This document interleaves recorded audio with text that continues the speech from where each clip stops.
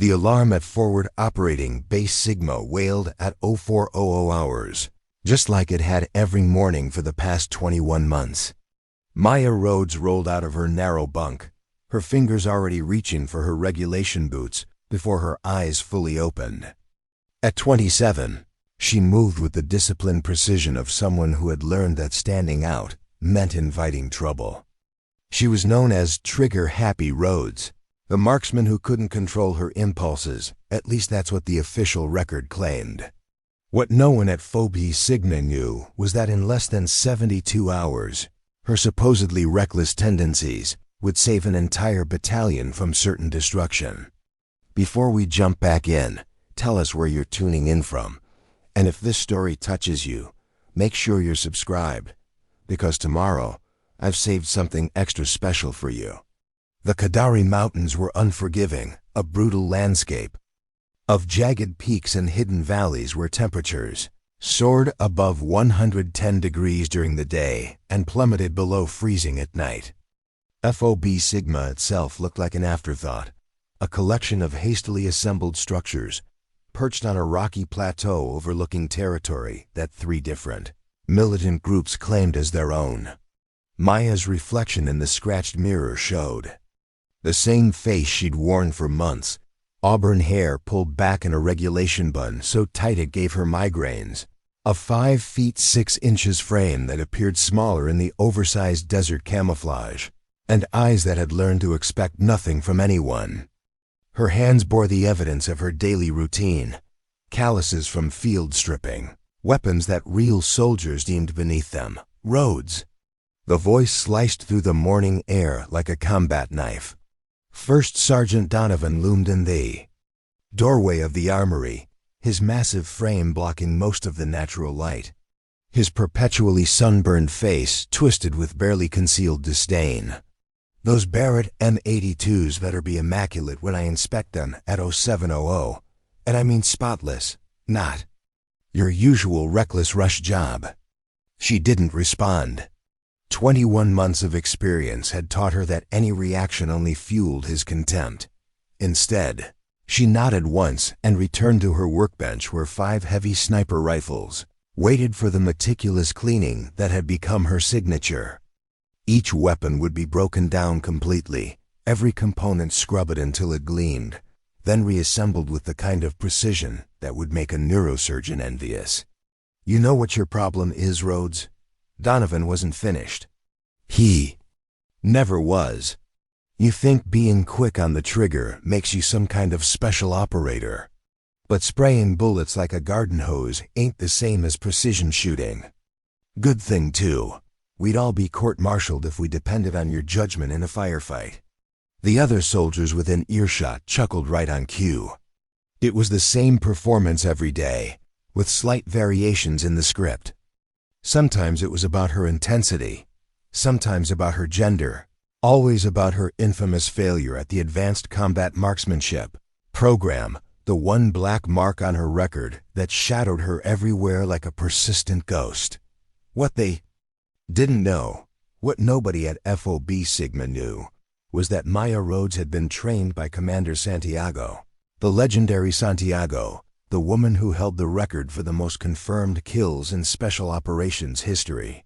For 3 years, she'd been Santiago's star pupil, learning techniques that most elite shooters couldn't comprehend, let alone execute.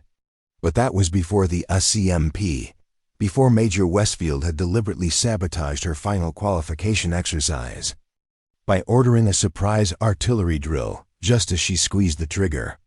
Before the official report that labeled her psychologically unstable and trigger-happy, instead of acknowledging the deliberate interference. Before her dreams of joining the elite Special Reconnaissance Unit died in a hail of misplaced shots and administrative indifference. Now she was furniture, useful invisible furniture that kept the weapons clean so the real shooters could use them. As Donovan walked away, already shouting at some other unfortunate soul, Maya continued. Her work. Her movements were methodical, almost meditative. Check the chamber, clean the bolt carrier, inspect the barrel for fouling. Each action performed with a precision that would have impressed her former instructor, if anyone bothered to notice. The morning sun was climbing over the eastern ridges when she finished the last rifle. 5 Barrett M82s, each one clean to specifications that exceeded military standards. She'd been at it for nearly 4 hours, her back aching from hunching over the workbench, her fingers raw from the solvent. But every rifle was perfect, not because anyone would appreciate it, but because lives depended on weapons that functioned flawlessly when everything else went to hell. "Hey, Rhodes," the voice was different this time, younger, less hostile. Lieutenant Alex Chun, barely 24 and still idealistic enough to believe that competence mattered more than politics. He was one of the few who didn't actively participate in the daily mockery, though he never spoke up against it either. "Colonel wants to see you." Maya's stomach tightened. Being summoned to the command center usually meant one of two things: extra duty or disciplinary action. Given that she hadn't done anything wrong, hadn't done anything at all except clean weapons and stay invisible, it was probably the former. The command center was the only permanent structure at FOB Sigma, its concrete walls thick enough to withstand direct mortar hits. Maps covered every available surface, showing the contested territories below where 3 different insurgent factions had been probing their defenses for months.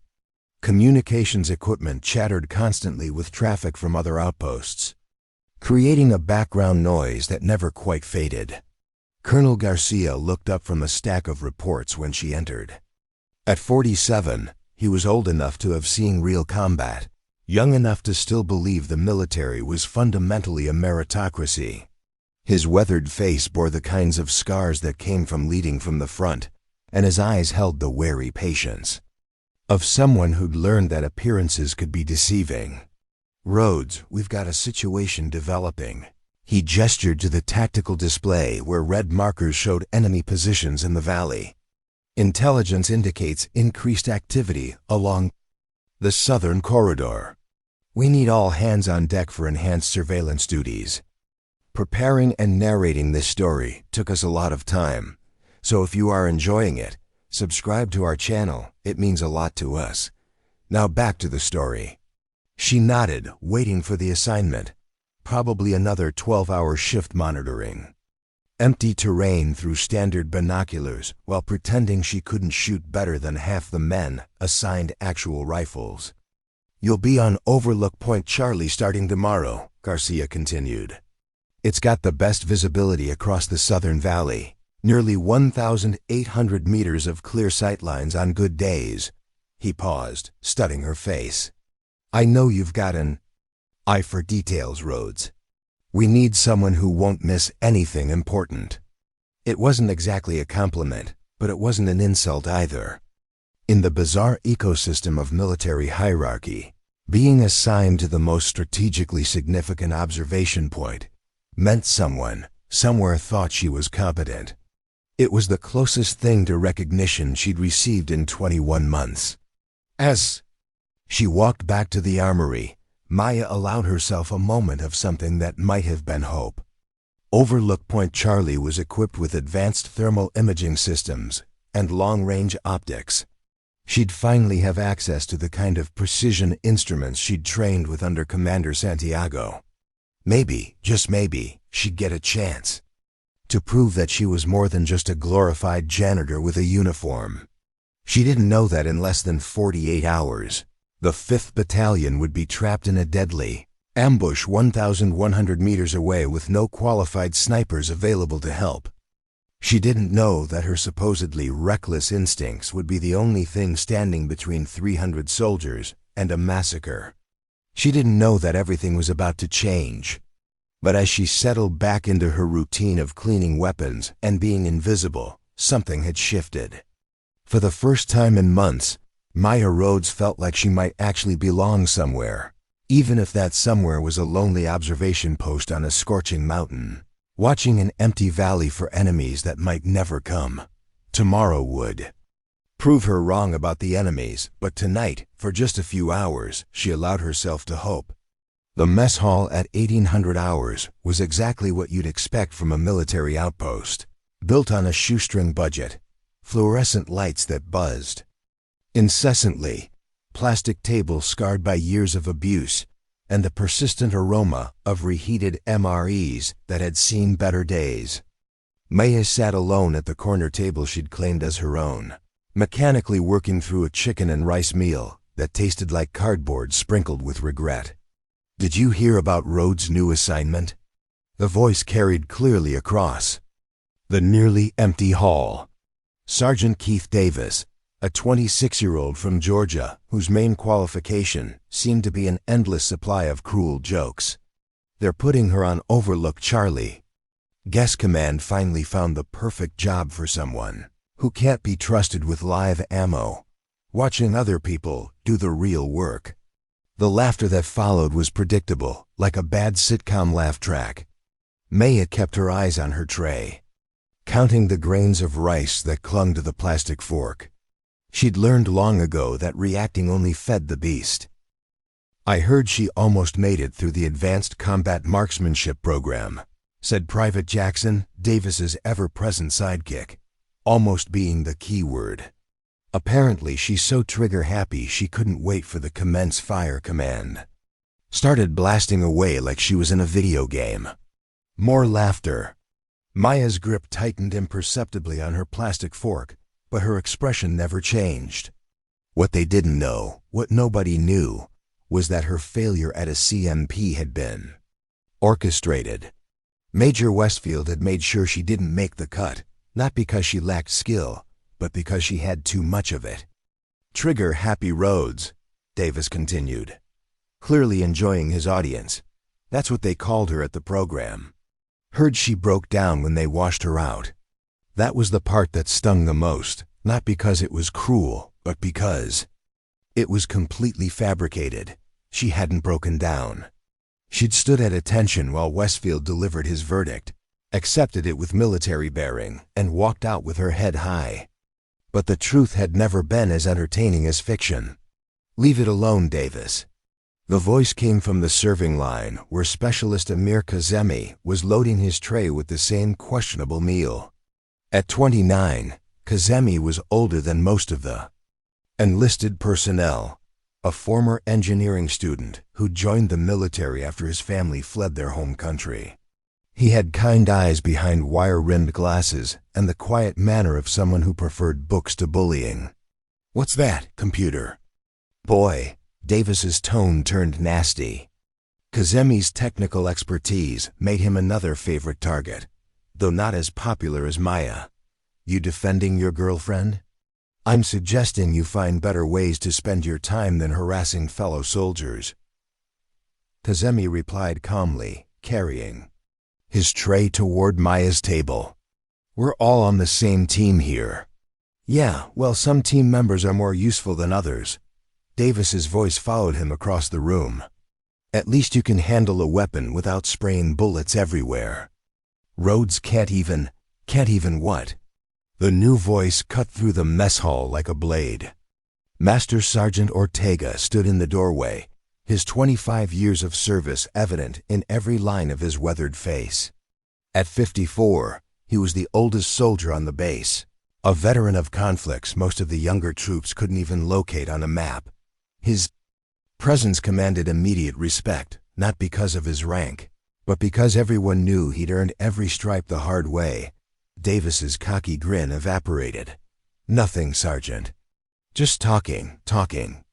Ortega's expression suggested he knew exactly what kind of talking had been going on. "Davis, Jackson, you're both on extra duty tomorrow. Latrine duty at 0400. But Sergeant, 0400 sharp." Ortega's tone broke no argument. "And Davis next. Time I hear you running your mouth about a fellow soldier's service record. You'll be cleaning the septic system until your hands are as raw as your mouth is loud." The mess hall fell silent except for the eternal hum of fluorescent lights and the distant sound of generators powering the base. Davis and Jackson exchanged glances but knew better than to push their luck with Ortega. They finished their meals in sullen silence and left without another word. Kazemi settled into the chair across from Maya, his presence welcome but unexpected. "Mind if I sit?" she shrugged, not trusting her voice. Kindness was so rare in this place that she'd almost forgotten how to respond to it. "I was at Camp Valor when Commander Santiago was still teaching," Kazeme said quietly, stirring his rice without eating it. "Heard she only took on special students. The kind who could do things with a rifle that most people wouldn't believe." Maya's fork stopped halfway to her mouth. Nobody was supposed to know about Santiago.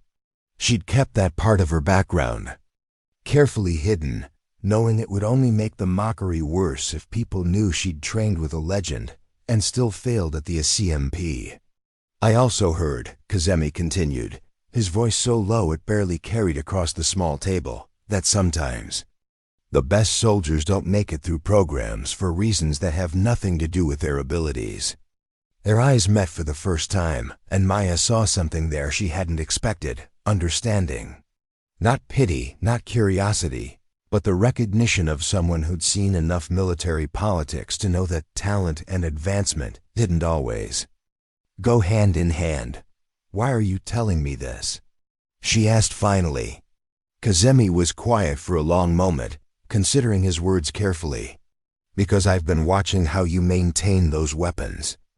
I've seen the way you handle equipment, and I've noticed that every rifle you clean functions flawlessly in the field."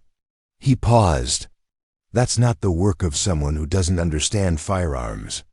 Before Maya could respond, the mess hall door slammed open with enough force to rattle the windows. First Sergeant Donovan stormed in, his face red with exertion and something that looked suspiciously like panic. "Where's Colonel Garcia?" he demanded, scanning the nearly empty room. "Command Center," Ortega replied, instantly alert. "What's the situation?" "We just lost contact with Echo Team," Donovan said, his usual swagger replaced by genuine concern. "They were conducting a routine patrol of the southern corridor when their radio went dead. No distress call, no indication of trouble, just silence." Maya felt a chill that had nothing to do with the air conditioning. Echo Team was a 6-person reconnaissance unit led by Staff Sergeant Ramirez, one of the few soldiers who'd never participated in the daily mockery. They'd been monitoring insurgent movement patterns for weeks, gathering intelligence on the increasing activity in the contested valley. "How long?" Ortega asked. 53 minutes. Donovan checked his watch. "We've tried every frequency, sent drones over their last known position. Nothing." The implications hung in the air like smoke. 53 minutes was an eternity in combat operations. If Echo Team had been compromised, it meant enemy forces were closer than intelligence had suggested. It meant the contested valley might not be so contested anymore. As the two sergeants hurried toward the command center, Kazemi turned back to Maya. "I have a feeling things are about to get very interesting around here," he said quietly. "When they do, remember what I said about special students and their abilities." Alone in the mess hall, Maya stared at her cooling food and tried to process what had just happened. Kazemi knew more about her background than he was letting on. Ortega was clearly someone who valued competence over politics. And somewhere in the valley below, 6 good soldiers were missing and possibly dead. She thought about Overlook Point Charlie, with its advanced optics and clear sight lines across 1,800 meters of terrain. Tomorrow she'd be up there, watching the same area where Echo Team had vanished. For the first time since arriving at the outpost, her assignment felt less like exile and more like opportunity. The wind howled outside, carrying with it the promise of dust storms and the whisper of distant gunfire. Change was coming to forward operating base Sigma, whether anyone was ready for it or not. And for the first time in 21 months, Maya Rhodes felt like she might actually be part of it. The alarm that shattered the pre-dawn silence at 0337 hours wasn't the regular wake-up call. This was the combat alert, a harsh, stuttering wail that sent ice through every soldier's veins and brought the entire outpost to immediate readiness. Maya was out of her bunk and into her gear before the second cycle finished, muscle memory overriding the confusion of sudden awakening. The command center was chaos when she arrived. Officers hunched over communication equipment, their faces grim in the blue glow of tactical displays. Maps covered every available surface, marked with red X's that seemed to multiply even as she watched. The air was thick with cigarette smoke and barely controlled panic. "Rhodes," Colonel Garcia spotted her immediately. "You're up early for your shift." "The alarm, sir." "Thought you might need everyone." "Echo team has confirmed KIA," the words hit like physical blows. Garcia's voice was steady, but his eyes betrayed the weight of command decisions that had gone horribly wrong. Enemy forces overran their position at approximately 0200. "We found their remains an hour ago. 6 soldiers dead." 6 good soldiers who'd been doing their jobs, following orders, trusting that the intelligence reports were accurate. Staff. Sergeant Ramirez, who'd always nodded politely when passing her in the corridors. Specialist Wong, barely 21, who'd shown her pictures of his hometown in California. The Alvarez twins who'd served together since basic training. All dead because someone had miscalculated enemy strength and positioning. "That's not the worst part," Garcia continued, turning back to the tactical display. "The attack was a probe.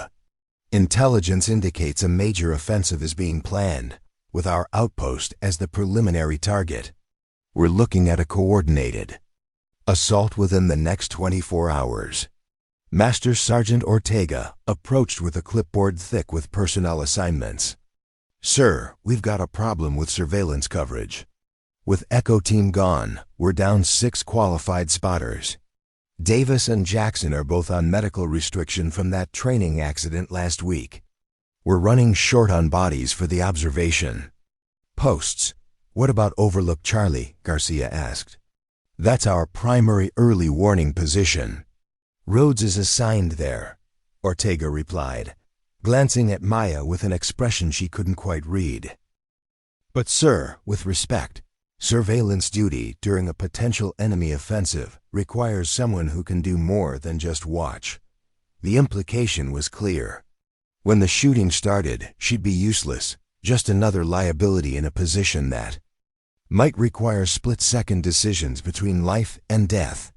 "I understand the concern," Garcia said slowly, studying the map with the intense focus of someone trying to solve an impossible puzzle. "But we don't have qualified alternatives. Rhodes, you'll be on Overlook Charlie as planned, but with enhanced communications equipment. If you spot anything, and I mean anything, you report it immediately." "Yes, sir." The words came out steadier than she felt. As the briefing continued, Maya found herself studying the terrain maps with new eyes. Overlook Charlie wasn't just an observation post. It was the crown jewel of their defensive network. Positioned 700 feet above the valley floor, it offered unobstructed sight lines across nearly 1,800 meters of approach routes. Anyone attacking the outpost would have to cross that killing field, and whoever was watching from Overlook Charlie would see them coming long before they posed a threat. The responsibility should have terrified her. Instead, she felt something she hadn't experienced in months: purpose. The trek to Overlook Point Charlie took 42 minutes of climbing treacherous mountain paths that would challenge an experienced rock climber. The post itself was a masterpiece of military engineering disguised as a natural formation: reinforced concrete walls buried under carefully arranged boulders, observation slits that were invisible from below, and enough supplies to sustain 2 soldiers for a week. The equipment inside made her breath catch. Advanced thermal imaging systems that could detect body heat from over a mile away, laser range finders accurate to the centimeter, communications gear that could reach satellite networks or coordinate close air support. And in the corner, secured in a locked case that she definitely wasn't authorized to open, she caught a glimpse of what looked suspiciously like a precision rifle. "Impressive setup, isn't it?" The voice behind her nearly sent her diving for Cover. Specialist Kazemi stood in the entrance, carrying a field pack and wearing the kind of expression that suggested he had more to say. "What are you doing here?" she asked, her heart still pounding from the surprise. "Someone needs to show you how to operate the advanced systems," he replied, settling his pack near the communications console. "Colonel Garcia asked me to make sure you're fully briefed on the equipment capabilities." It was a reasonable explanation, but something in his manner suggested there was more to it. Kazemi moved around the observation post with the familiarity of someone who'd spent considerable time there, adjusting settings and checking connections with practiced efficiency. "This thermal array can distinguish between human and animal. Heat signatures at ranges exceeding 1,500 meters, he explained, powering up systems that hummed with expensive precision. "The laser designator is NATO-compatible for artillery or airstrikes, and this—" he gestured toward the locked case. "Well, that's above both our pay grades." They spent the next 2 hours going through every system, every protocol, every piece of equipment that might mean the difference between early warning and catastrophic surprise. Kazemi was a patient teacher, but Maya couldn't shake the feeling that he was evaluating her as much as instructing her. "Question," she said as they finished the communications check. "How do you know so much about sniper equipment?" Kazemi was quiet for a long moment, staring out through the observation slit at the valley below. "I spent 4 years as a spotter before they moved me to technical operations," he finally admitted. "Worked with some of the best marksmen in special operations, including one who used to tell stories about a student named Rhodes who could make shots that defied physics. The pieces clicked into place like a rifle bolt sliding home." "Commander, Santiago said you were the most naturally gifted shooter she'd ever trained," Kazemi continued. "Also said the military bureaucracy would probably waste your talent because they were too short-sighted to recognize it." He turned to face her directly. "She was right about the bureaucracy part. Question is, was she right about the talent?" Before she could answer, the radio crackled to life with Colonel Garcia's voice. "All observation posts, this is command. We have confirmed enemy movement in sectors 4 through 9. Estimated force strength approximately 200 hostiles moving toward our perimeter. All posts report contact immediately." Maya moved to the thermal imaging display, her hand suddenly steady despite the implications of what she was hearing. The screen showed the valley in ghostly green detail, every rock formation and gully clearly defined. And there, moving with the disciplined precision of professional fighters, were the heat signatures that meant death was coming to forward operating base Sigma. "Command, this is Overlook Charlie," she said into the radio, surprised by the calm authority in her own voice. "I have visual on multiple enemy positions. Count approximately 220 hostiles in 4 separate groups. They're using the southeastern approach, staying below the ridgeline to avoid detection from the main outpost. Copy that, Overlook Charlie. Maintain observation and report any changes." Kazemi moved beside her, studying the thermal display with the trained eye of someone who'd done this before. "They're good," he admitted. "Professional spacing, disciplined movement, coordinated timing.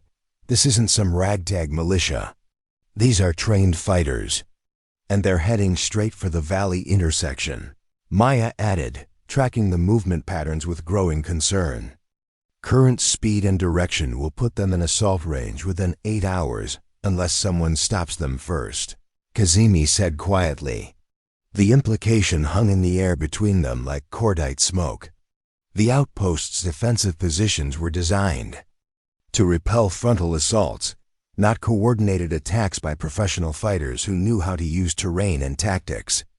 The math was simple and brutal. To 220 attackers against 95 defenders meant everyone was probably going to die, unless someone with very special skills could change the odds before the battle even began. Kazemi moved to the locked case and produced a key that definitely wasn't part of standard issue equipment. Santiago left specific instructions, he said, opening the case to reveal a pristine Chaytak M200 intervention rifle with advanced optics. She said if you ever needed this, the key would find its way to you. Maya stared at the weapon that represented everything she'd lost and everything she might still become.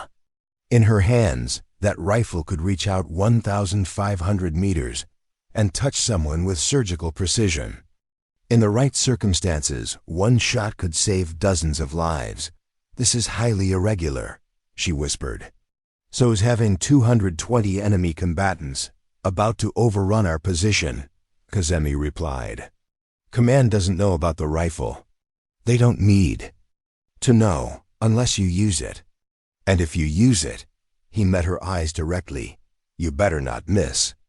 Outside, the wind howled through the mountain passes, carrying with it the sound of distant engines and the promise of violence. In 8 hours, the battle for forward operating base Sigma would begin. The only question was whether it would be a massacre or a miracle. Maya Rhodes picked up the Chaytak rifle, feeling its familiar weight settle into her hands like a lost piece of her soul returning home. For the first time in 21 months, she felt like herself again. The wait was almost over.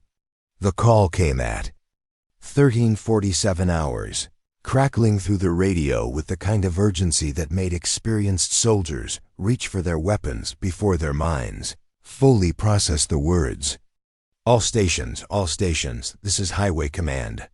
The advised 5th Battalion convoy has departed Forward Operating Base Delta, ETA, to your location 16:30 hours. This is a priority movement. Repeat, priority movement. In Overlook Point Charlie, Maya lowered her binoculars and exchanged glances with Kazemi, who had remained at the post despite officially completing his training mission 6 hours earlier. The timing couldn't have been worse. The 5th Battalion, over 300 soldiers in armored vehicles, was driving straight into what intelligence now confirmed was a coordinated enemy offensive. Command, this is Overlook Charlie, Kazemi keyed the radio. Advise Highway Command that hostile forces are currently positioned along the primary route. Recommend alternate routing or postponement. The response came back in Colonel Garcia's tense voice. Overlook Charlie, negative on postponement. 5th Battalion is conducting emergency equipment transport due to recent losses. Convoy will proceed as scheduled with enhanced security. Enhanced security, as if adding another Humvee would make a difference against 220 professional fighters who've been planning this ambush for weeks. Maya returned to the thermal imaging display, tracking the enemy positions that had barely moved in the past 4 hours.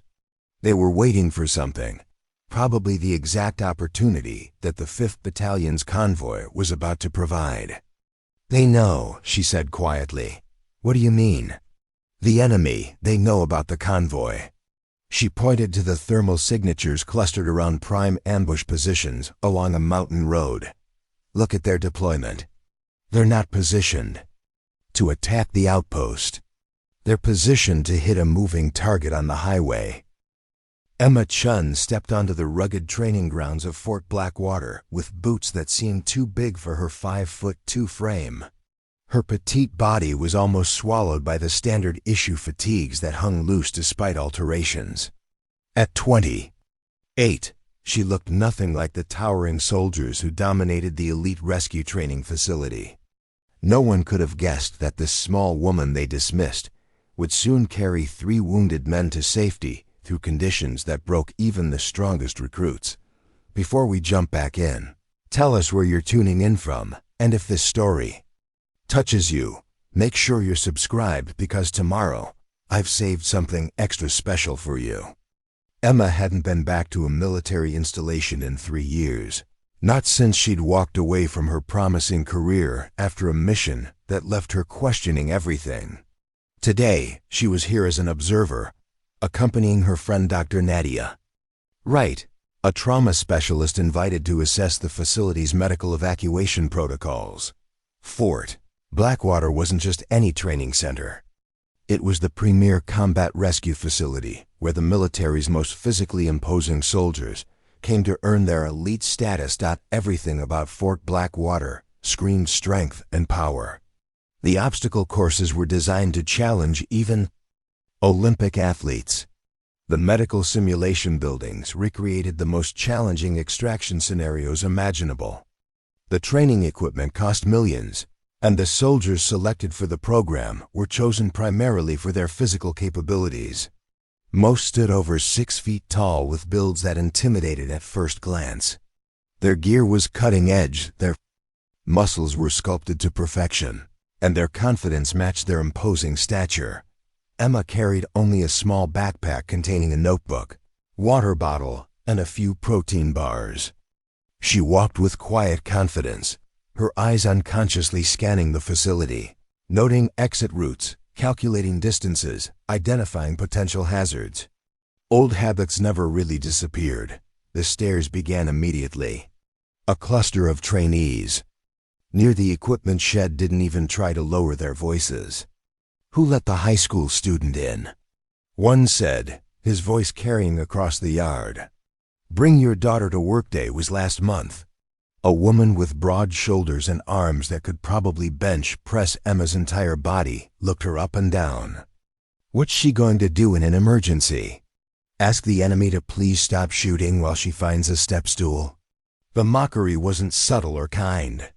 To them, Emma was an anomaly, a disruption to their understanding of what a rescue specialist should look like. They saw her small stature and automatically filed her under incapable.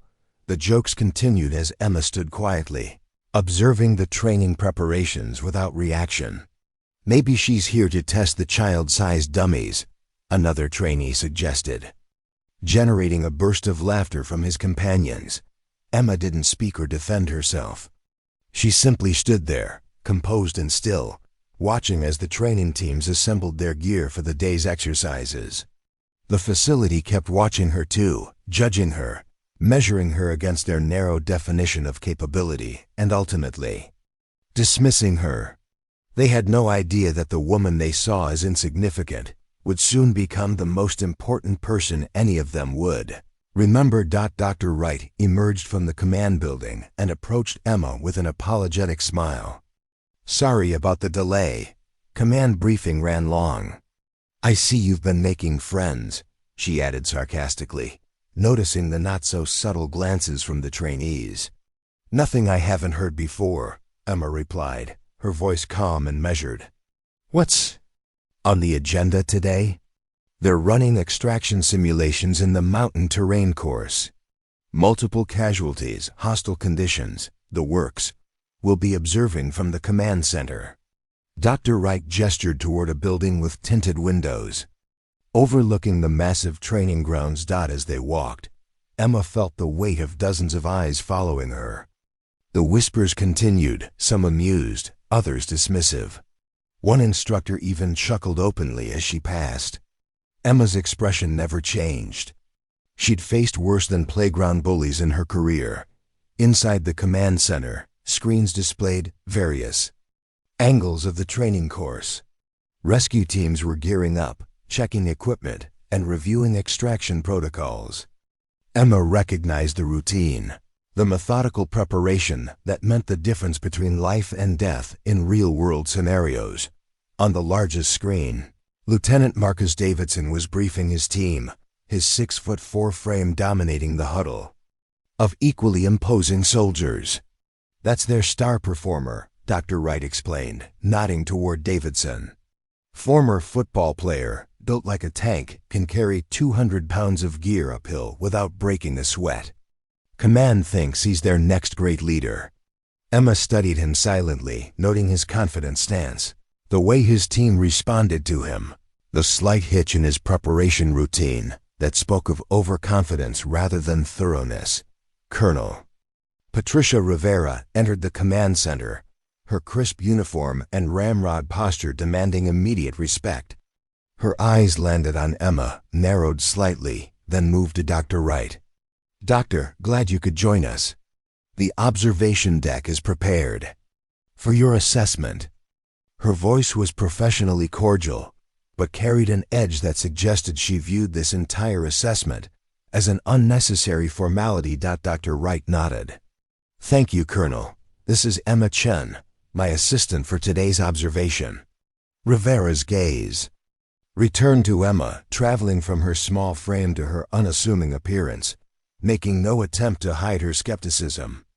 "Miss Chen, this is a restricted facility. Observers must remain in designated areas at all times. This is not a spectator sport. Preparing and narrating this story took us a lot of time, so if you are enjoying it, subscribe to our channel. It means a lot to us. Now back to the story."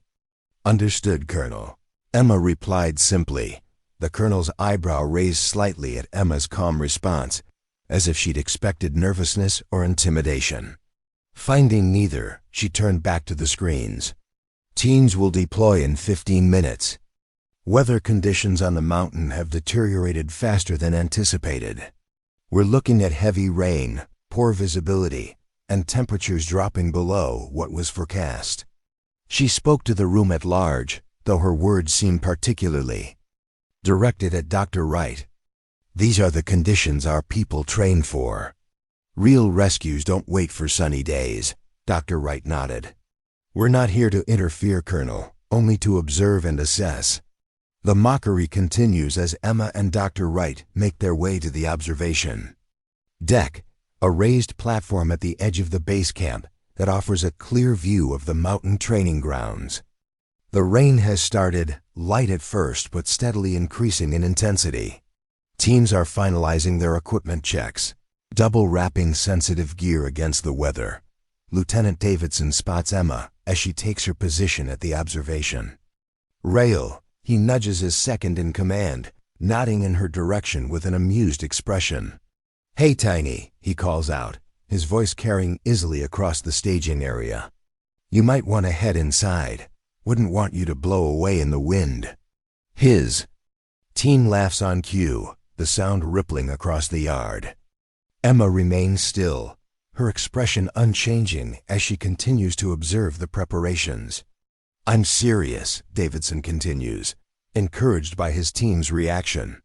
"We've got 3 dummy casualties up there that weigh more than you do. One good gust and you'll end up in the next county." More laughter. Emma shifts her weight slightly, adjusting her stance against the increasing wind, but says nothing. Her silence seems to irritate Davidson more than any response would have. "What's the matter, short stack? Can't hear me from up there?" He cups his hands around his mouth in an exaggerated gesture.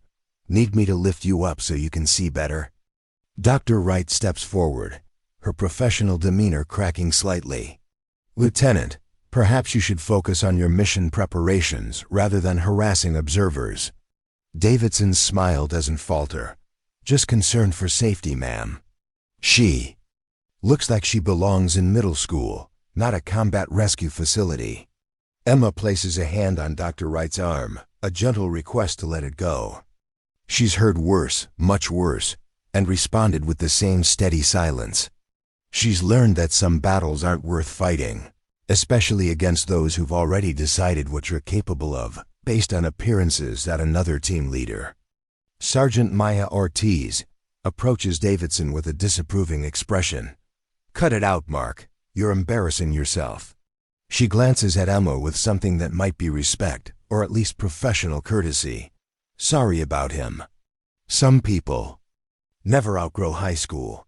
Davidson shrugs, unrepentant. "Just having some fun, Ortiz. Not my fault they sent us a pocket-sized observer." Ortiz shakes her head and returns to her team, clearly uncomfortable with Davidson's behavior, but unwilling to challenge him further. The power dynamics are obvious. Davidson is the golden boy, the one expected to lead this exercise to perfect completion. Few are willing to risk his displeasure. As the teams begin moving toward their deployment positions, a trainee with Rodriguez stitched on his uniform breaks away momentarily. Passing near Emma, he holds out a child-sized raincoat, bright yellow, and clearly borrowed from the facility's family visitor supplies. "Here," he says loudly enough for his teammates to hear. "This might fit you better."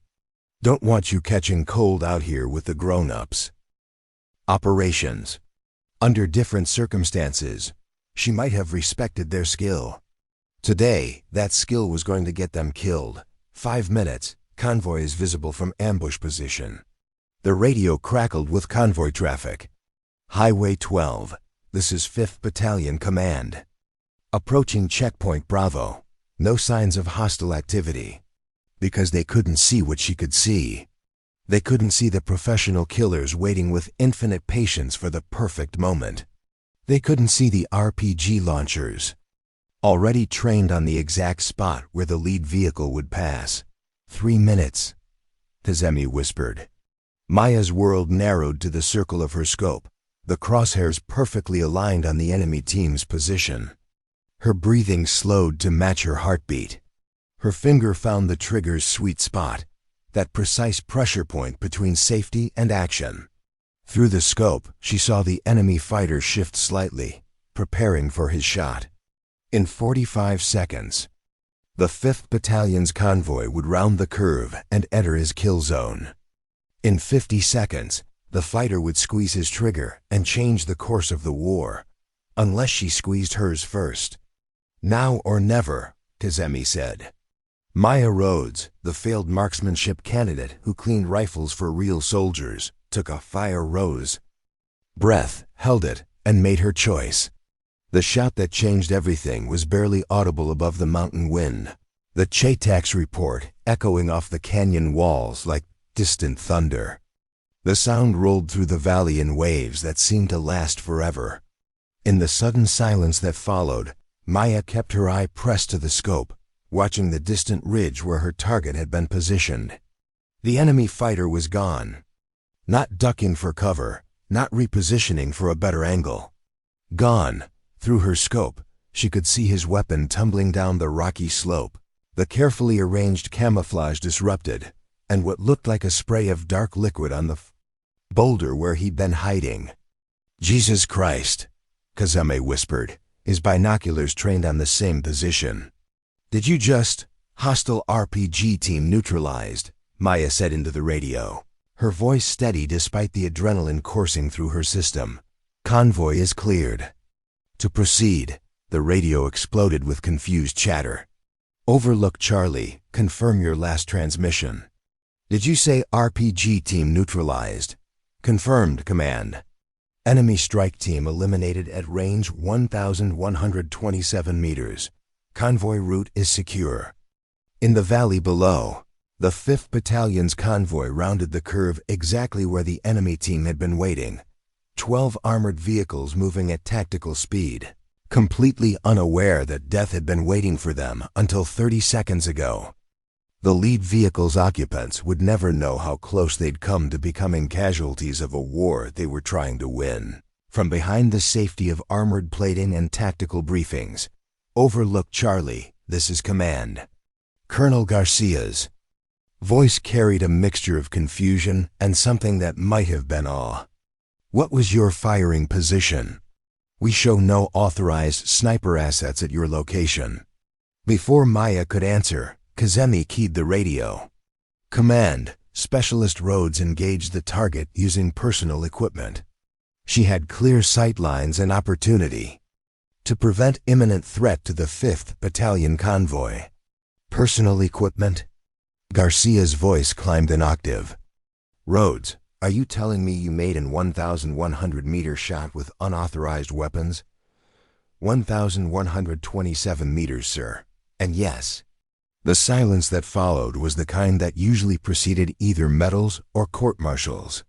Maya continued watching through her scope, documenting the aftermath of her shot for the investigation that would inevitably follow. The enemy fighter's body was visible now, sprawled behind the boulder in the boneless posture of sudden death. Her bullet had taken him center mass, a clean kill that had ended his threat instantly. All stations, this is 5th Battalion Command. The new voice on the radio carried the authority of command and the gratitude of someone who just avoided disaster. Be advised my convoy observed muzzle flash from enemy position approximately 2 minutes ago, followed immediately by what appeared to be effective counterfire. requesting immediate confirmation of friendly forces responsible. 5th Battalion. This is FOB Sigma Command, Garcia replied. Confirming friendly sniper engagement from Overlook Point Charlie. Target neutralized, threat eliminated. Outstanding work. FOB Sigma. 5th Battalion Command requests immediate debrief with the sniper responsible upon arrival at your location. Maya slowly lowered her rifle, the magnitude of what had just happened beginning to sink in. She'd killed a man, not in the abstract way that soldiers sometimes killed during firefights, spraying bullets into smoke and hoping for the best, but with deliberate precision. She'd looked through a scope, made calculations, and ended a human life with a single perfect shot. The strange thing was, she felt no guilt. The enemy fighter had been moments away from launching an attack that would have killed dozens, possibly hundreds of soldiers. She'd prevented a massacre, saved lives, and proven that her skills were real despite 21 months of institutional doubt. You realize what you've just done? Kazemi asked quietly. Save the 5th Battalion? More than that. He was studying her with an expression she'd never seen before, respect mixed with something approaching reverence. You've just made the longest confirmed kill shot in this theater of operations with an unauthorized weapon from an observation post, under combat conditions that would challenge snipers with decades of experience. The radio crackled again. Overlook Charlie, this is command. 5th Battalion will arrive at 1650 hours. You are directed to remain in position and prepare for immediate debriefing. Do not repeat, do not discuss this engagement with anyone until you've spoken with Lieutenant Colonel Reyes personally. Roger, command. Kazemi began securing the equipment, but his movements were distracted, almost mechanical. Maya, I need to ask you something, and I need you to be completely honest with me. Okay, that shot you just made, the wind. Compensation, the elevation adjustments, the mathematical precision required, that's graduate-level marksmanship. That's the kind of shooting that maybe 30 people in the entire military can do under ideal conditions. He turned to face her directly. How the hell did someone with your supposed skill level make that shot? She'd been dreading this question for 21 months, but now that it was finally asked, the answer came easier than she'd expected. Because my skill level isn't what the official records say it is. What do you mean? I mean I was sabotaged at the CMP, deliberately, by people who couldn't accept that a woman might outshoot them. The words came out in a rush, 21 months of suppressed truth finally finding voice. My final qualification was rigged to make me fail. Major Westfield made sure I didn't make the cut, not because I lacked ability, but because I had too much of it. Kazemi was quiet for a long moment, processing this information. Can you prove it? Does it matter? I just made a shot that proves everything the program said about me was wrong. It matters because Lieutenant Colonel Reyes is going to want answers, real answers. And if there's evidence of deliberate sabotage in military training programs, that's the kind of thing that ends careers and changes policies. Before she could respond, the sound of approaching vehicles echoed up from the valley. The 5th Battalion was making good time, probably eager to meet the person whose shot had saved them from a devastating ambush. In less than an hour, she'd be face to face with a battalion commander, trying to explain how a supposedly trigger-happy washout had made an impossible shot. There's something else, Kazemi said, his voice carefully neutral. Commander Santiago left specific instructions about what to do if you ever had to use that rifle. What kind of instructions? He produced a sealed envelope from his pack, marked with her name and Santiago's distinctive handwriting. She said to give you this if you ever proved the CMP got it wrong. Maya opened the envelope with trembling fingers, revealing a single sheet of military letterhead covered in Santiago's precise script. Rhodes, if you're reading this, it means you've finally shown the world what I always knew you could do.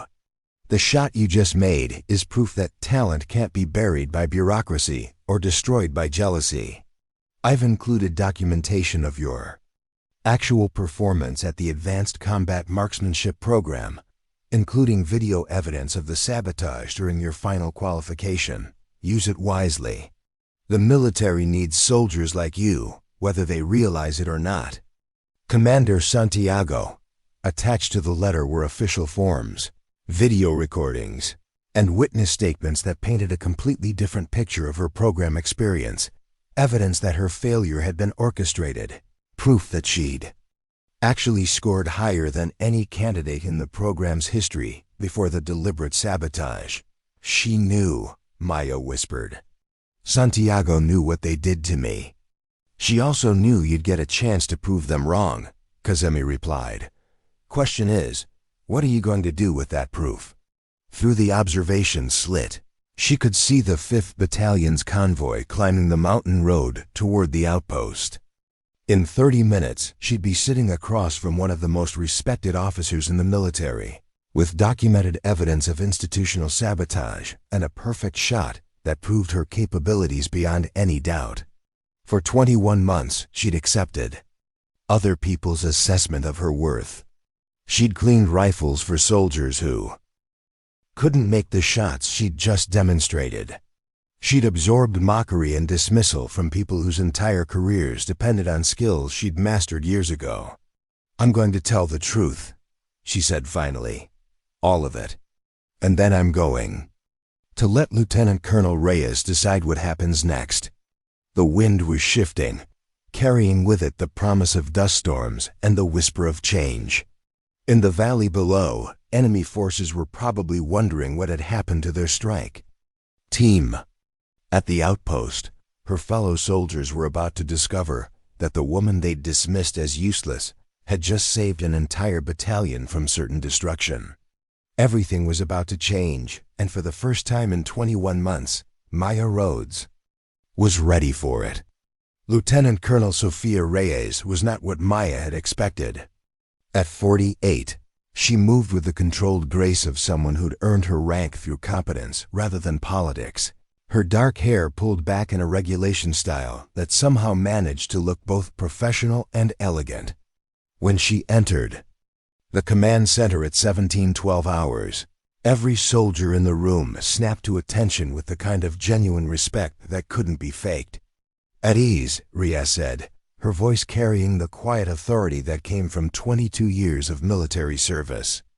Her eyes swept the room, taking in the tactical displays and nervous faces before settling on Colonel Garcia. I understand I owe someone in this room the lives of my battalion. Yes, ma'am, Garcia replied, his usual confidence replaced by the careful deference due to senior command. Specialist Rhodes from Overlook Point Charlie made the shot that eliminated the RPG team targeting your convoy. Rhodes? Reyes's gaze found Maya immediately, studying her with the intensity of someone who'd learned to evaluate soldiers quickly and accurately. The same Rhodes who's listed in your personnel files as a failed CMP candidate? Yes, ma'am. Interesting. Reyes's expression revealed nothing, but something in her tone suggested she'd already drawn conclusions that others might find uncomfortable. I'd like to speak with Specialist Rhodes privately. Everyone else dismissed. The command center emptied quickly, leaving only Maya, Lieutenant Colonel Reyes, and the weight of 21 months of suppressed truth hanging in the air between them. Reyes gestured toward the tactical display where the enemy fighter's position was still marked with red symbols. 1,127 meters, Reyes said, reading from the engagement report. Adverse wind conditions, thermal layering, and a moving target window of less than 30 seconds. She turned to face Maya directly. That's not a shot that a failed candidate makes. By accident. No, ma'am. It's also not a shot that someone makes without extensive training and considerable natural ability. Reyes's eyes narrowed slightly, which raises questions about how someone with those qualifications ended up cleaning rifles instead of carrying them. Maya felt the moment of truth arriving like a freight train.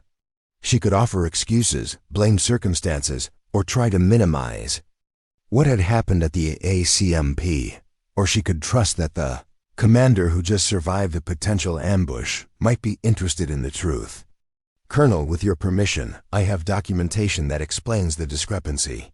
Show me. Maya produced Santiago's envelope, spreading the contents across the tactical table: video recordings, witness statements, performance evaluations, and photographic evidence of the sabotage that had ended her sniper career before it began. 21 months of buried truth laid out in black and white. Reyes studied the documents with the methodical attention of someone accustomed to separating facts from fiction. She watched the video recordings twice, her expression growing darker as the evidence mounted. When she finished, she was quiet for several long minutes. "Commander Santiago," she said finally. "I knew her. Served with her in Operation Mountain Shield back when I was a captain. If she said you were gifted, that wasn't a casual assessment. She was the best instructor I ever had. She was the best instructor anyone ever had, ma'am." Reyes gathered the documents, her movements precise and controlled. This evidence shows deliberate sabotage of a military training program, falsification of official records, and systematic discrimination based on gender. That's enough to end careers and trigger congressional investigations. Yes, ma'am. It also shows that for 21 months, this outpost has been wasting the talents of someone who could have saved lives and prevented casualties. Reyes's voice carried the cold anger of a commander who just discovered institutional failure on her watch. How many enemy fighters have we failed to neutralize because our best marksman was relegated to cleaning duties? The question hung in the air like smoke from a rifle barrel. Maya had wondered the same thing during countless nights lying in her bunk, listening to casualty reports from other outposts that might have been prevented by better sniper coverage. "I don't know, ma'am." "Neither do I, but I intend to find out." Reyes's expression softened slightly, revealing something approaching maternal concern. "Specialist Rhodes, I need you to understand something. The shot you made today didn't just save my battalion. It exposed a systematic problem that's been degrading our operational effectiveness. This isn't just about one soldier's career anymore."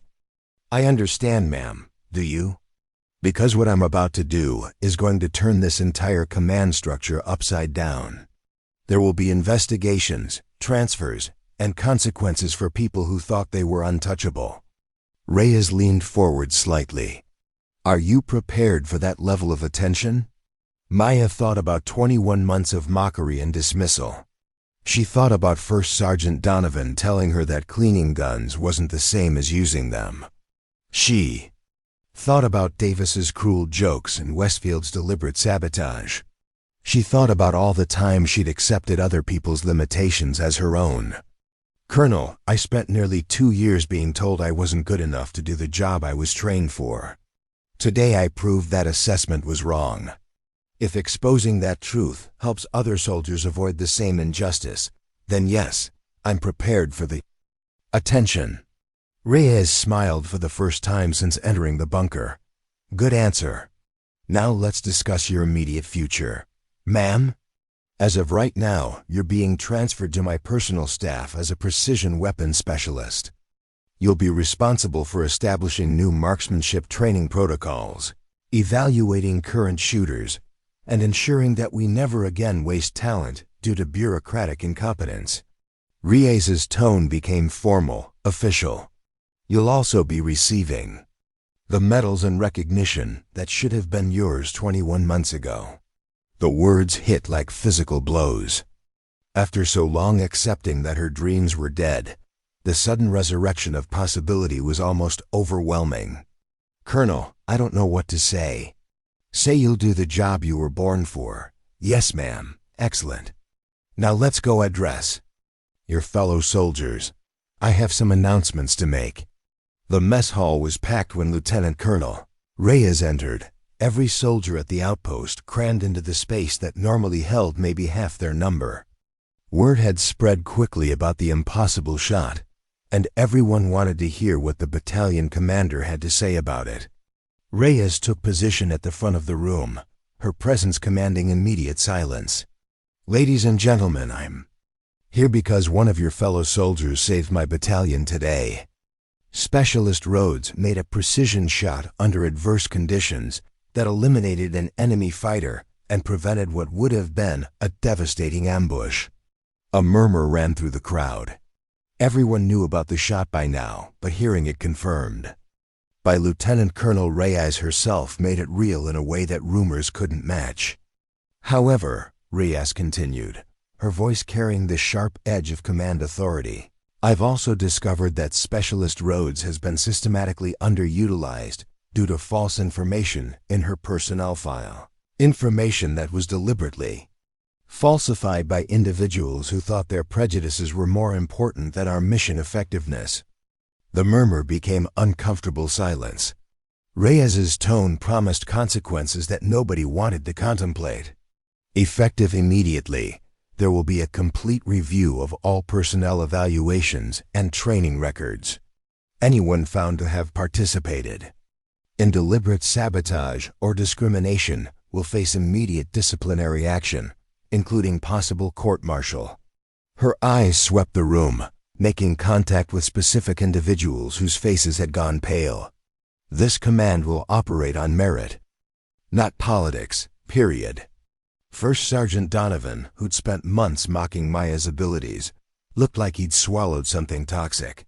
Sergeant Davis appeared to be reconsidering every joke he'd ever made at her expense.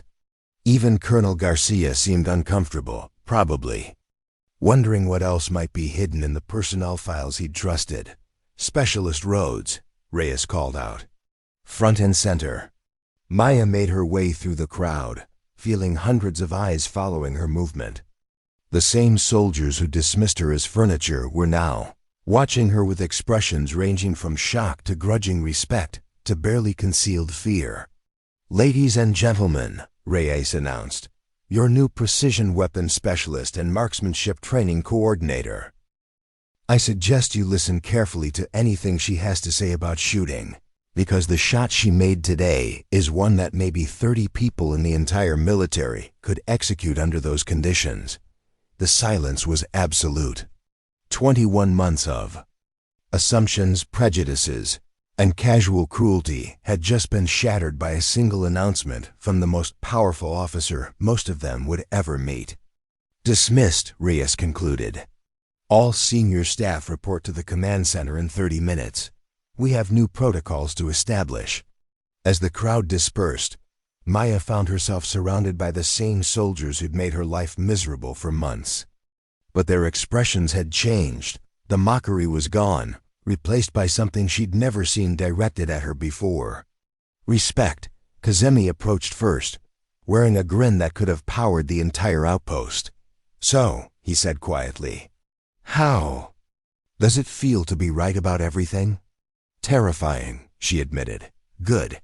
The best shooters are always a little scared. It keeps them sharp." Donovan appeared next, his usual swagger completely absent.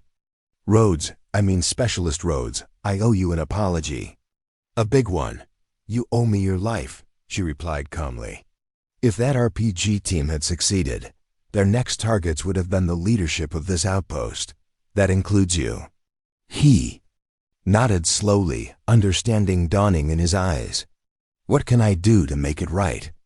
"Start treating soldiers based on their abilities, not your assumptions." "Yes, ma'am." One by one, the others approached with variations of the same theme: apology, respect, and the desperate hope that their previous behavior wouldn't be held against them. Maya accepted their words graciously, but she didn't forget.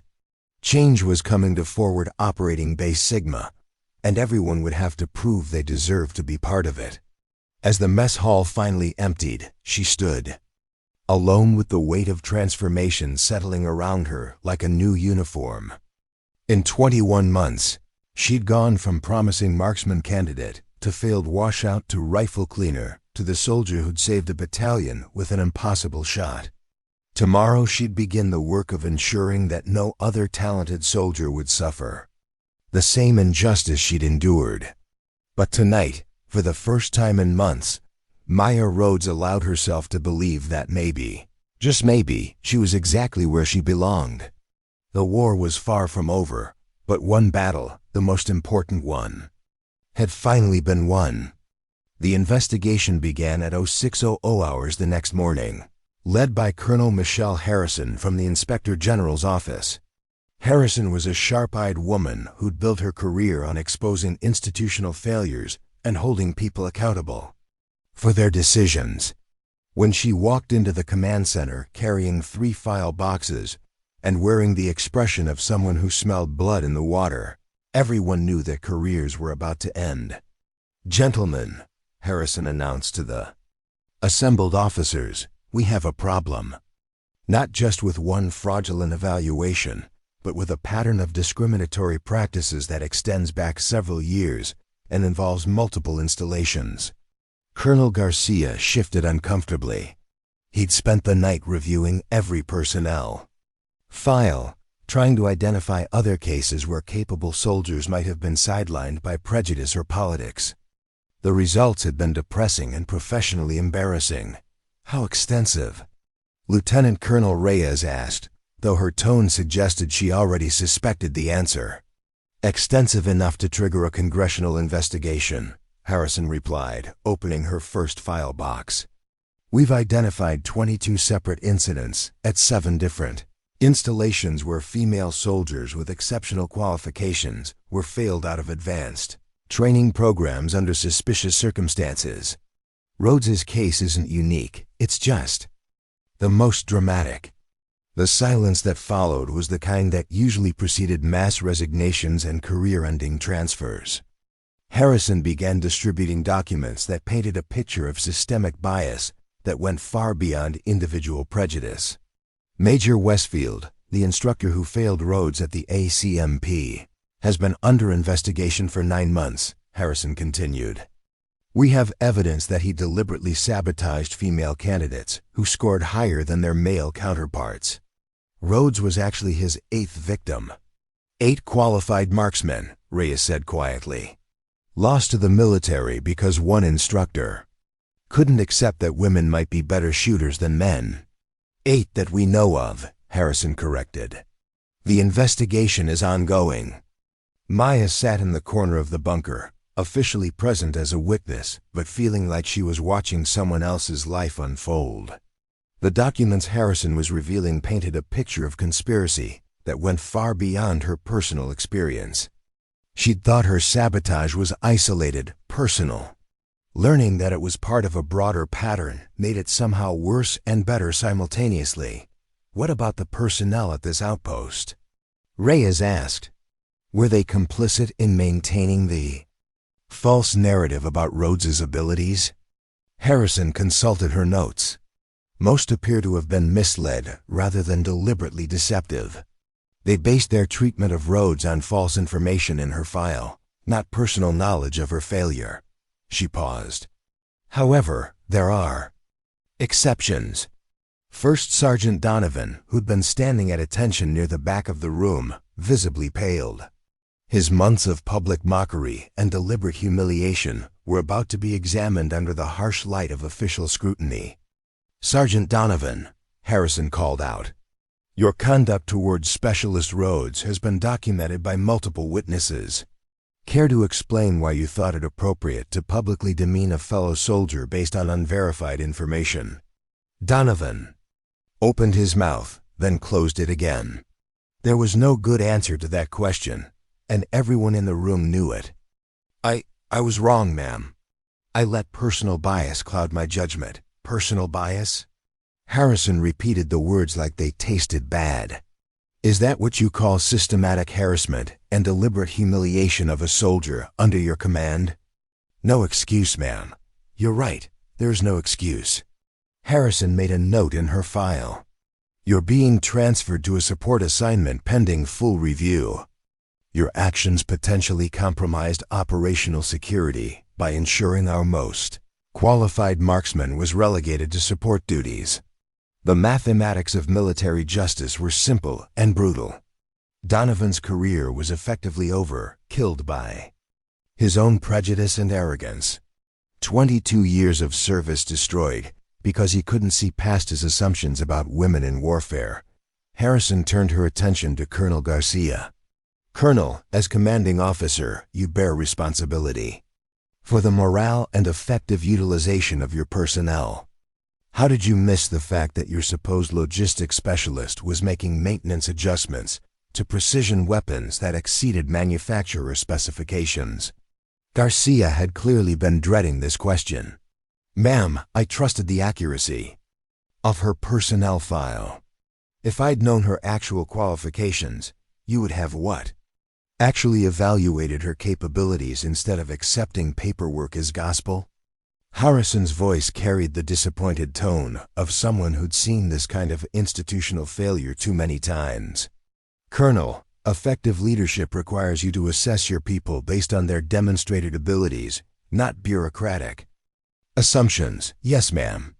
You're being reassigned to a training command where you can learn proper personnel evaluation techniques. Your replacement will arrive next week. One by one, Harrison worked through the chain of failures that had kept Maya trapped in the wrong job for 21 months. Some officers had been willfully blind, others merely incompetent, but all had contributed to a system that wasted talent and endangered lives. Now, Harrison said, closing her second file box, let's discuss what happens next. Lieutenant. Colonel Reyes leaned forward. I assume there will be policy changes, comprehensive ones.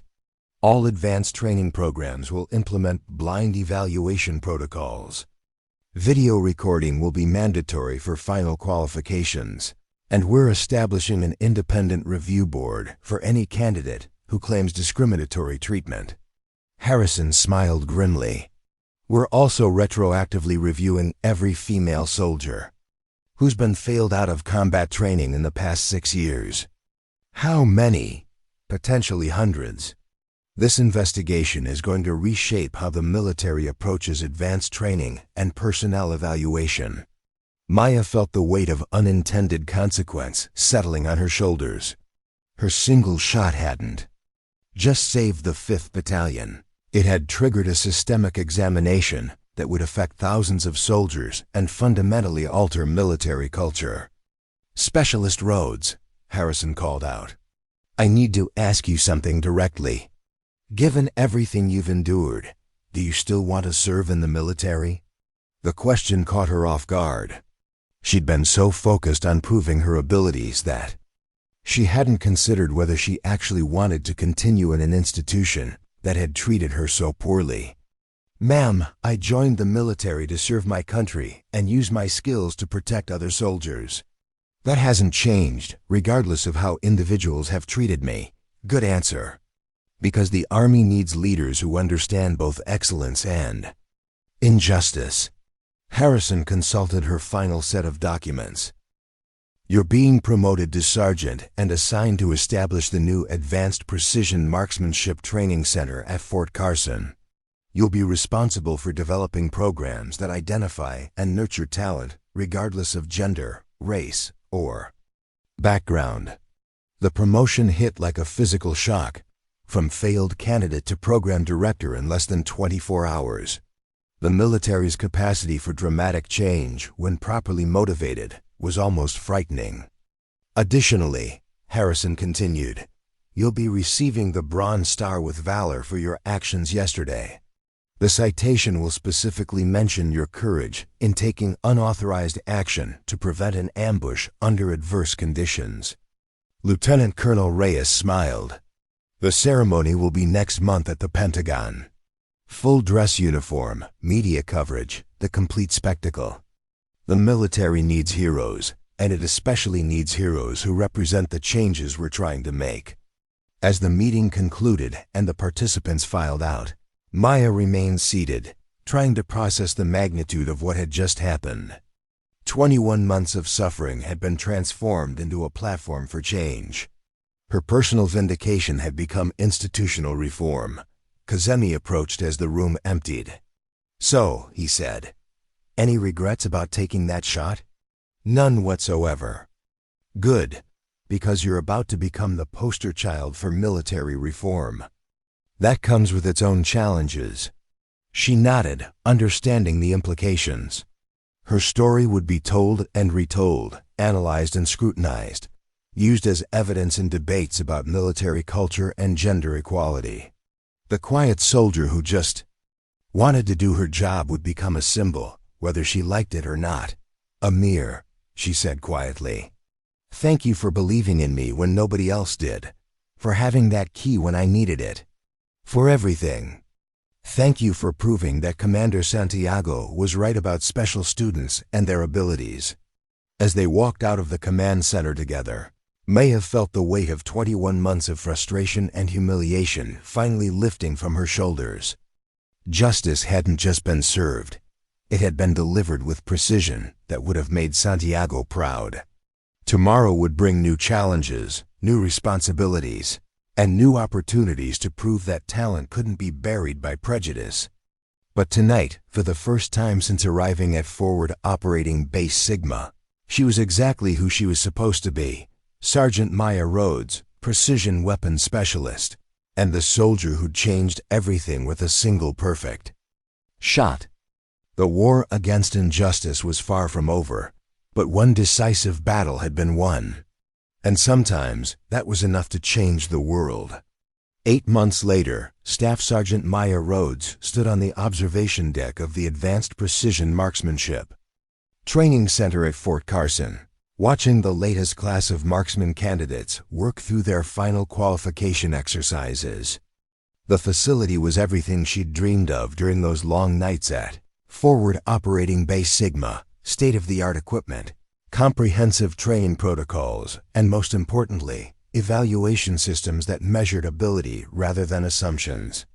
Candidate Wilson, shot group 0, 5 inches at 900 meters, announced Sergeant First Class Kazemi, who'd requested transfer to serve as her deputy instructor.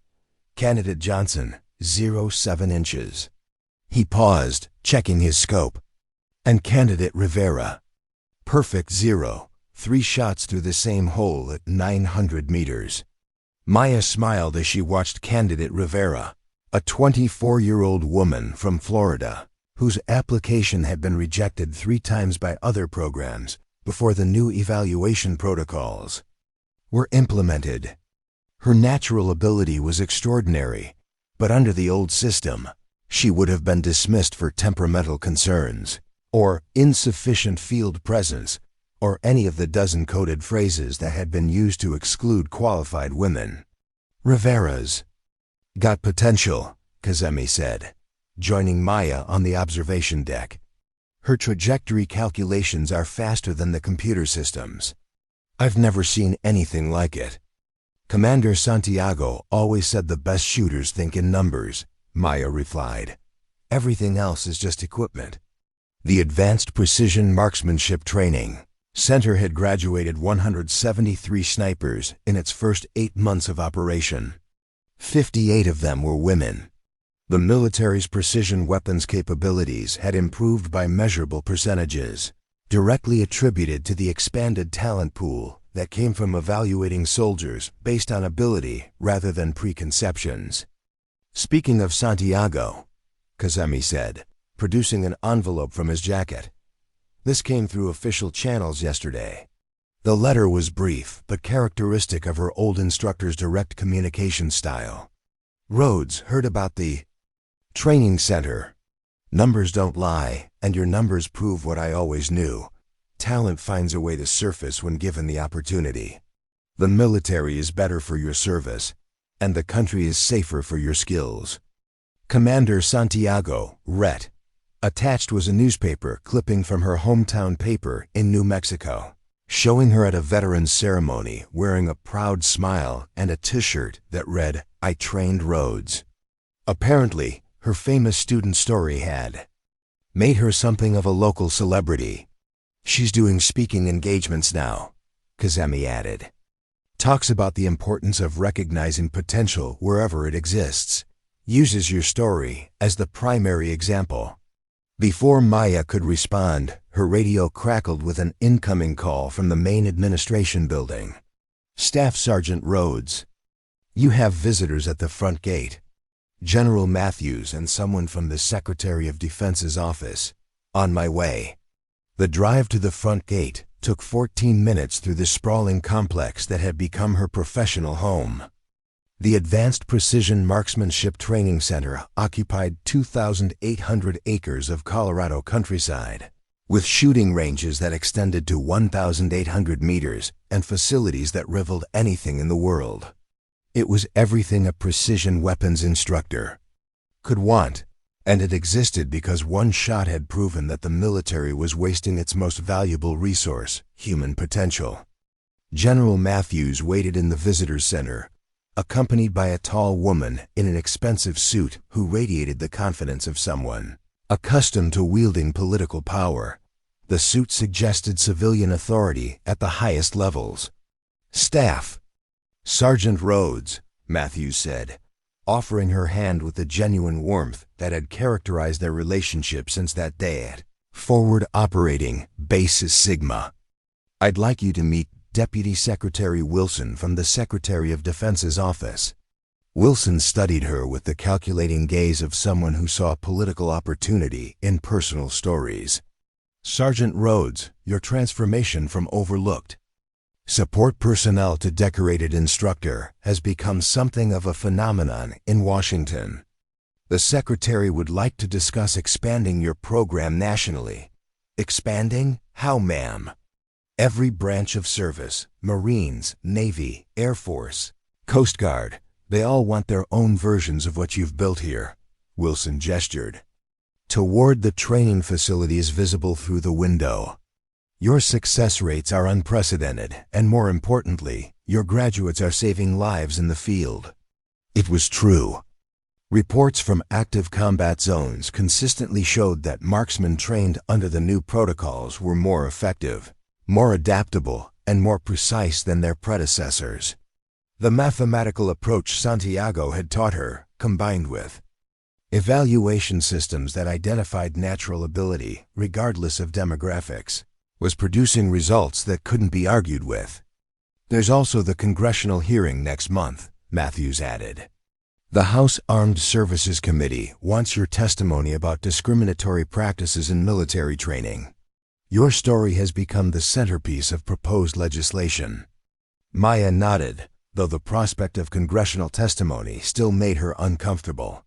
She'd joined the military to serve quietly and professionally, not to become the face of institutional reform.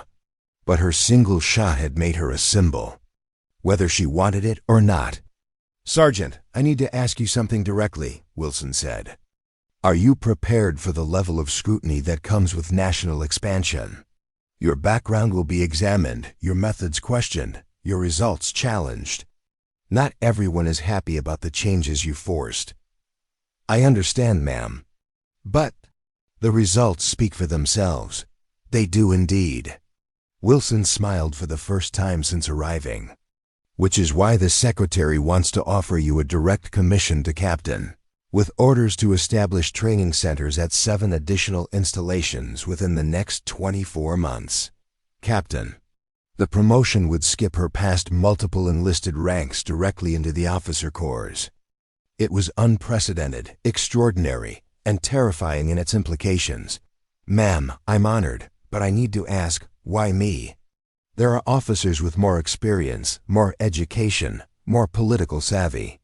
Because, Matthews interjected, you understand something that career officers sometimes forget, that the military's greatest strength isn't its equipment or its tactics. It's its people.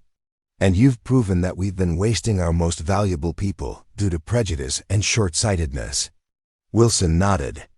The Secretary believes that institutional change requires leaders who've experienced institutional failure. You've been on both sides of the system.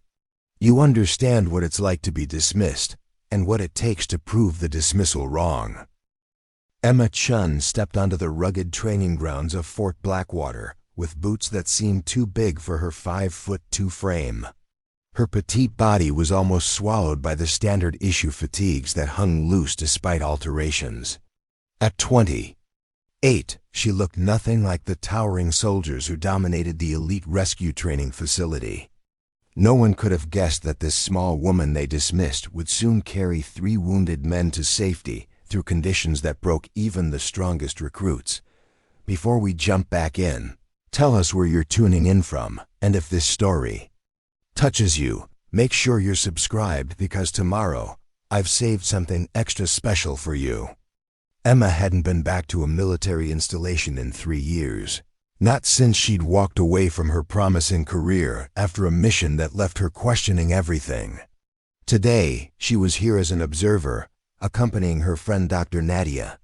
Right, a trauma specialist invited to assess the facility's medical evacuation protocols. Fort Blackwater wasn't just any training center.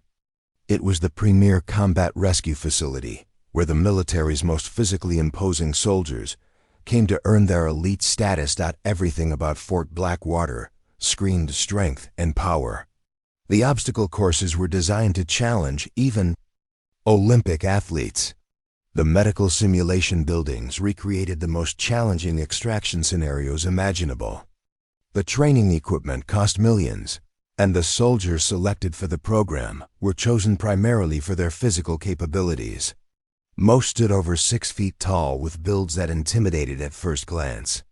Their gear was cutting edge, their muscles were sculpted to perfection, and their confidence matched their imposing stature.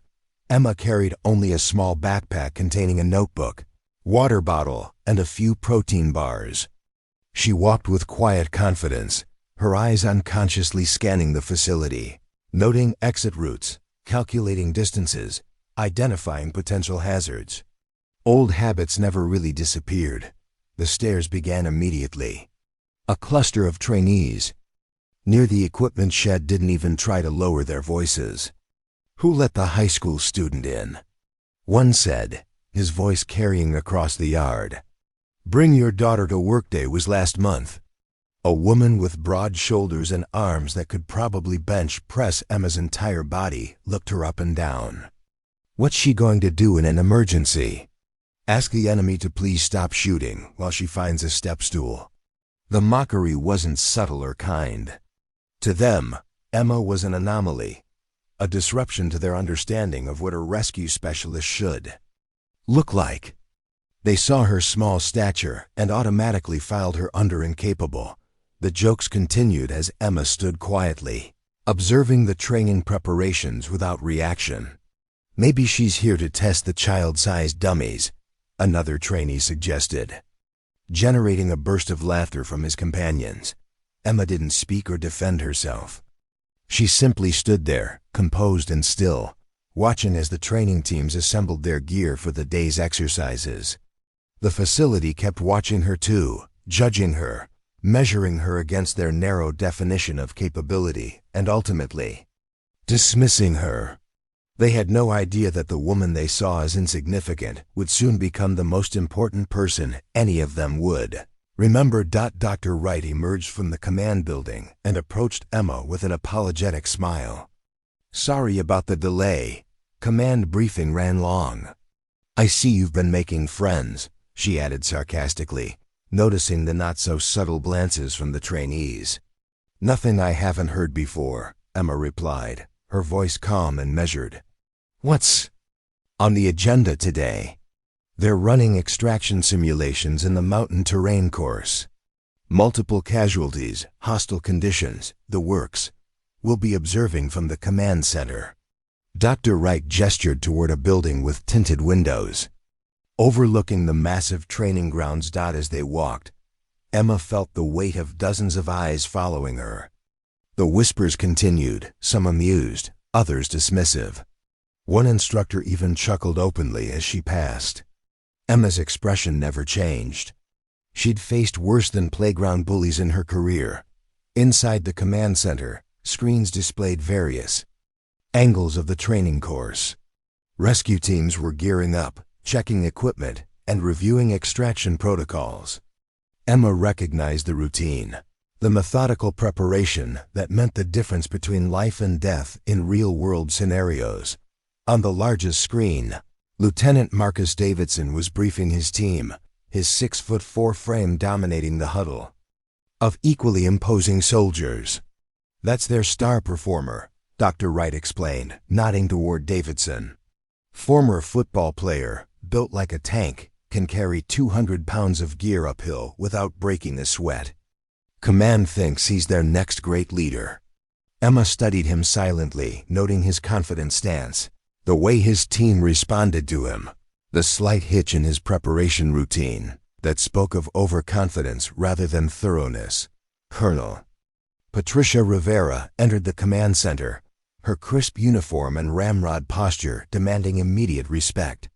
Her eyes landed on Emma, narrowed slightly, then moved to Dr. Wright. "Doctor, glad you could join us.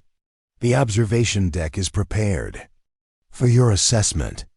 Her voice was professionally cordial, but carried an edge that suggested she viewed this entire assessment as an unnecessary formality. Dr. Wright nodded. "Thank you, Colonel. This is Emma Chun, my assistant for today's observation." Rivera's gaze returned to Emma, traveling from her small frame to her unassuming appearance, making no attempt to hide her skepticism. "Miss Chun, this is a restricted facility. Observers must remain in designated areas at all times. This is not a spectator sport. Preparing and narrating this story took us a lot of time, so if you are enjoying it, subscribe to our channel. It means a lot to us. Now back to the story." "Understood, Colonel," Emma replied simply, the Colonel's eyebrow raised slightly at Emma's calm response, as if she'd expected nervousness or intimidation. Finding neither, she turned back to the screens. "Teams will deploy in 15 minutes. Weather conditions on the mountain have deteriorated faster than anticipated. We're looking at heavy rain, poor visibility, and temperatures dropping below what was forecast." She spoke to the room at large, though her words seemed particularly directed at Dr. Wright. "These are the conditions our people train for. Real rescues don't wait for sunny days." Dr. Wright nodded. "We're not here to interfere, Colonel, only to observe and assess." The mockery continues as Emma and Dr. Wright make their way to the observation deck, a raised platform at the edge of the base camp that offers a clear view of the mountain training grounds. The rain has started, light at first but steadily increasing in intensity. Teams are finalizing their equipment checks, double wrapping sensitive gear against the weather. Lieutenant Davidson spots Emma as she takes her position at the observation rail. He nudges his second in command, nodding in her direction with an amused expression. "Hey, Tiny," he calls out, his voice carrying easily across the staging area. "You might want to head inside. Wouldn't want you to blow away in the wind." His team laughs on cue, the sound rippling across the yard. Emma remains still, her expression unchanging as she continues to observe the preparations. "I'm serious," Davidson continues, encouraged by his team's reaction. "We've got 3 dummy casualties up there that weigh more than you do. One good gust and you'll end up in the next county." More laughter. Emma shifts her weight slightly, adjusting her stance against the increasing wind, but says nothing. Her silence seems to irritate Davidson more than any response would have. "What's the matter, Short Stack? Can't hear me from up there?" He cups his hands around his mouth in an exaggerated gesture. "Need me to lift you up so you can see better?" Dr. Wright steps forward, her professional demeanor cracking slightly. "Lieutenant, perhaps you should focus on your mission preparations rather than harassing observers." Davidson's smile doesn't falter. "Just concerned for safety, man. She looks like she belongs in middle school, not a combat rescue facility." Emma places a hand on Dr. Wright's arm, a gentle request to let it go. She's heard worse, much worse, and responded with the same steady silence. She's learned that some battles aren't worth fighting, especially against those who've already decided what you're capable of, based on appearances. Another team leader, Sergeant Maya Ortiz, approaches Davidson with a disapproving expression. "Cut it out, Mark. You're embarrassing yourself." She glances at Emma with something that might be respect or at least professional courtesy. "Sorry about him. Some people never outgrow high school." Davidson shrugs, unrepentant. Just having some fun, Ortiz. Not my fault they sent us a pocket-sized observer. Ortiz shakes her head and returns to her team, clearly uncomfortable with Davidson's behavior, but unwilling to challenge him further. The power dynamics are obvious. Davidson is the golden boy, the one expected to lead this exercise to perfect completion. Few are willing to risk his displeasure. As the teams begin moving toward their deployment positions, a trainee with Rodriguez stitched on his uniform breaks away momentarily. Passing near Emma, he holds out a child-sized raincoat, bright yellow, and clearly borrowed from the facility's family visitor supplies. "Here," he says loudly enough for his teammates to hear. "This might fit you better. Don't want you catching cold out here with the grown-ups." Another hand shot up. "Major, there are rumors that you're being considered for lieutenant colonel. Any comment?" Maya smiled. "I'm focused on continuing to improve our training programs and ensuring that every qualified candidate gets a fair evaluation. Whatever comes next, I'll serve where I'm needed most." What she didn't say, what the Pentagon would announce the following week, was that she was being promoted not just to lieutenant colonel, but to full colonel, with responsibility for all special operations training programs across all branches of service. At 30, she would be one of the youngest full colonels in modern military history. As the press conference ended and the crowd began to disperse, a young woman in dress uniform approached the podium, waiting patiently until the officials and reporters had moved away. "Captain Rivera," Maya greeted her warmly. "I didn't know you were in Washington." "Just got in this morning, ma'am." Lucia Rivera, once a candidate who'd been rejected 3 times before finding her place at Fort Carson, was now the commanding officer of the most decorated precision operations unit in the military. Her unit had been responsible for neutralizing 3 of the highest value targets on the global terrorism watch list, including one shot at 1,878 meters that had broken Santiago's long-standing record. "I wanted to thank you in person," Rivera said. "Before your program, I was ready to give up. 3 rejections from 3 different programs, all saying I wasn't suited for precision operations. Now I'm teaching the instructors who once rejected me. You earned it through your own abilities," Maya replied. "I just created a system that could recognize those abilities. Permission to speak freely, ma'am. Always. What you did was more than create a system. You showed people like me that it was possible to overcome institutional barriers. That one person could change an entire culture if they refused to accept other people's limitations as their own." Rivera's eyes shone with the intensity of someone who had found her true calling. "You made that shot at FOB Sigma, but you've been making impossible shots ever since. They're just aimed at different targets." Maya felt a familiar tightness in her throat. She'd heard similar sentiments from dozens of graduates over the years, but they never failed to move her. Each success story represented a talent that would have been wasted under the old system. "The next generation will do even better," she said finally. "That's how progress works." Later that evening, as Maya stood on the balcony of her hotel room overlooking the Washington Monument, she found herself reflecting on the journey that had brought her here. From the dusty confines of forward operating Base Sigma to the polished corridors of the Pentagon, she had traveled a path that no one, least of all herself, could have predicted. Her phone buzzed with an incoming message. It was from Commander Santiago, now retired, but still actively involved in advocating for military reform. "Saw your press conference. Proud doesn't begin to cover it. You didn't just prove them wrong, you changed the entire game. That's the real victory." Maya smiled, remembering the words Santiago had inscribed in her training journal years ago. Precision isn't just about hitting targets, it's about knowing which targets matter most.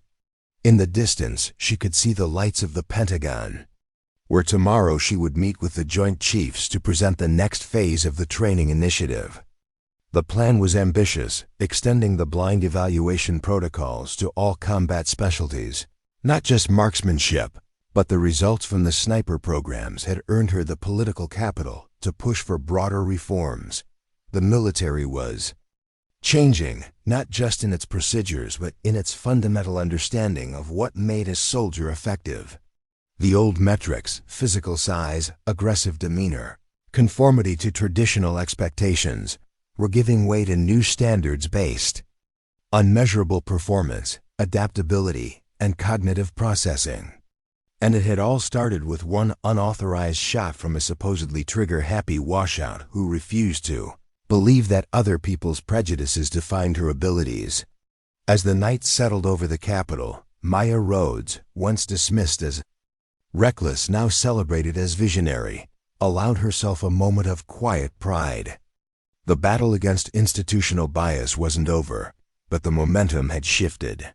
The next generation of soldiers would enter a military that judged them on what they could do, not who they were or where they came from. That was worth every moment. Of the 21 months she'd spent cleaning rifles, every sneer from First Sergeant Donovan, every cruel joke from Sergeant Davis, every dismissive evaluation from Major Westfield.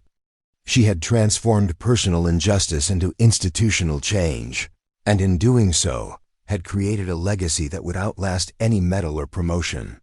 In the distance, thunder rumbled, not from artillery or gunfire, but from an approaching summer storm.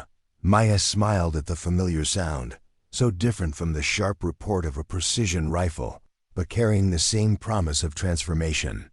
The military had called her trigger-happy, a derisive label meant to marginalize and dismiss. But in the end, that same decisiveness, the willingness to act when action was needed, to take the shot that others hesitated to take, had saved not just a battalion, but an institution. She had made the shot that mattered most, and in doing so, had hit a target far more important than any enemy combatant, the target of genuine lasting change. Up next, you've got two more standout stories right on your screen. If this one hit the mark, you won't want to pass these up. Just click and check them out. And don't forget to subscribe and turn on the notification bell so you don't miss any upload from us.